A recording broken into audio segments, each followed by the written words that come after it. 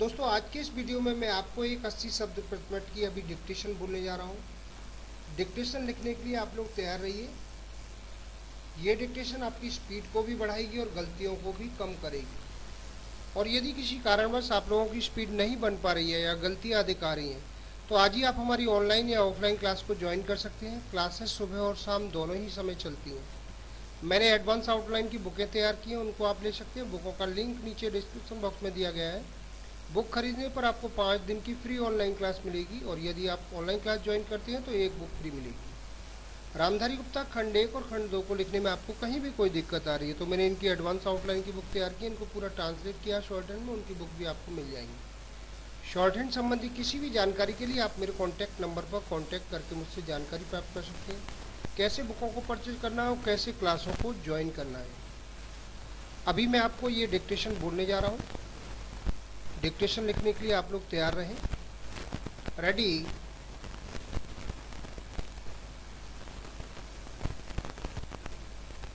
Start. न्यायाधीशों की नियुक्ति को लेकर सुप्रीम कोर्ट और सरकार में मतभेद की खबरें एक बार फिर सतह पर है। इस पर हैरानी नहीं, ऐसे मतभेद पहले भी सामने आए हैं और यह तय है कि आगे भी तब तक आते रहेंगे जब तक वह कॉलेजियम व्यवस्था बनी रहती है। इसमें न्यायाधीश ही न्यायाधीशों की नियुक्ति करते हैं।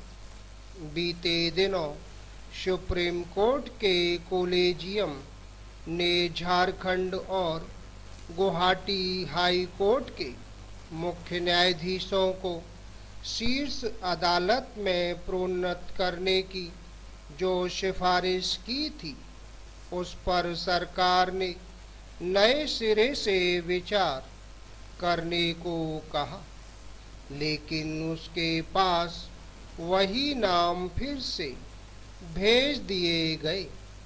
अब सरकार के पास इन नामों को मंजूर करने के अलावा और कोई उपाय नहीं।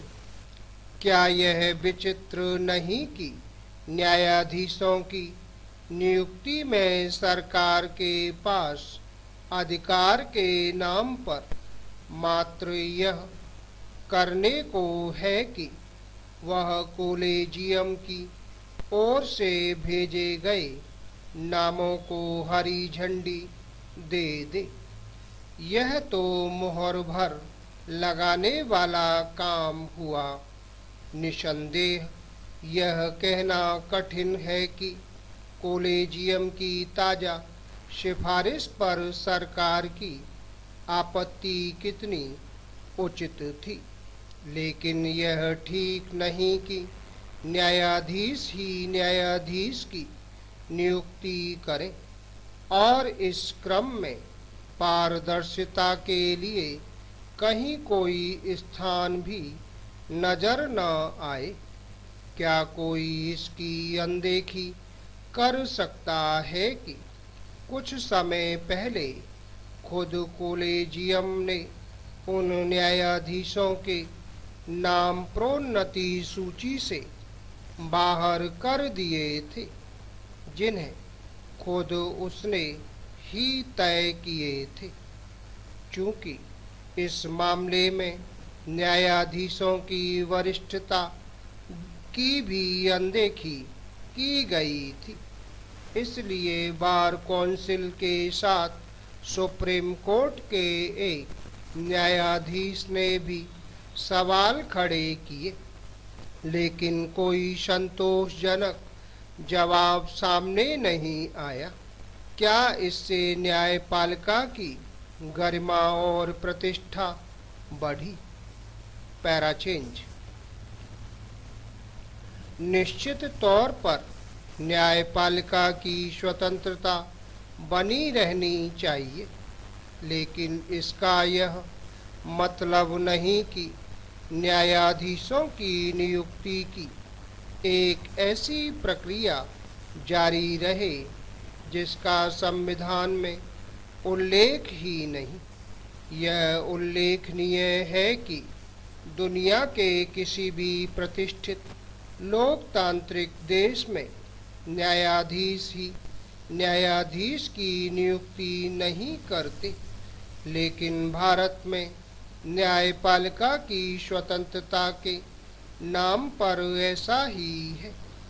क्या अमेरिका, ब्रिटेन, फ्रांस आदि के बारे में यह कहा जा सकता है कि इन देशों की न्यायपालिका भारत से कम स्वतंत्र है? चिंताजनक केवल यह नहीं है कि वह कॉलेजियम व्यवस्था बनी हुई है, जिसे खुद सुप्रीम कोर्ट ने दोषपूर्ण माना था, बल्कि यह भी है कि इस व्यवस्था के दोष दूर करने का काम नहीं हुआ।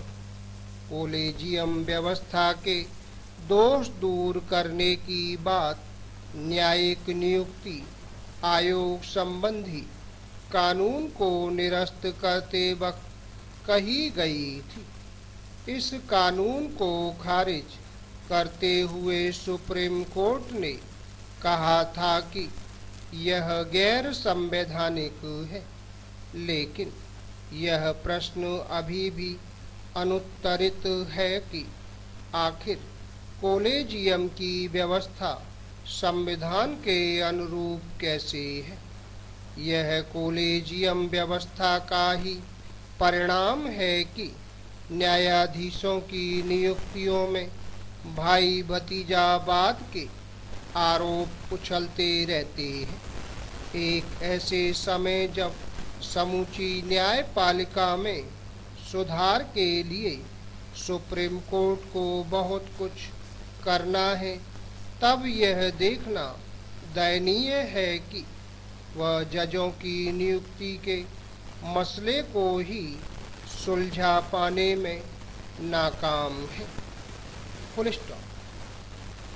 तो दोस्तों, ये थी 80 शब्द प्रथमट की डिक्टेशन। शॉर्ट हैंड संबंधी किसी भी जानकारी के लिए आप मेरे कॉन्टैक्ट नंबर पर कॉन्टैक्ट करके मुझसे जानकारी प्राप्त कर सकते हैं। उम्मीद है आपको हमारा ये वीडियो पसंद आया होगा। इसी प्रकार से मैं आपके लिए और भी अच्छे वीडियो लेकर आता रहूँगा। तब तक के लिए जय हिंद, वंदे मातरम।